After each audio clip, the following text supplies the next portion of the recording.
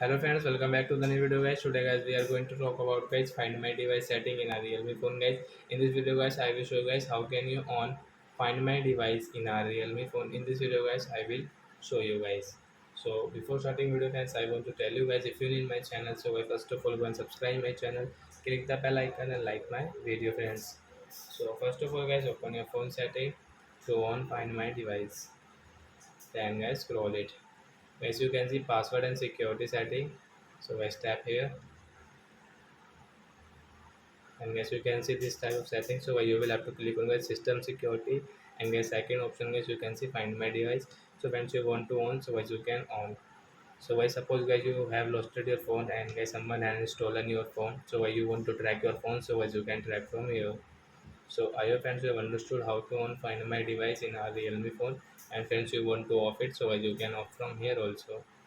And as you can see this notification find my device helps you locate this device remotely. If you lost this device, it also helps you keep your data safe. So I hope friends you have understood how to on and off find my device in a Realme phone. So that's it guys, thanks for watching guys. Now we will meet on next video guys with new topic.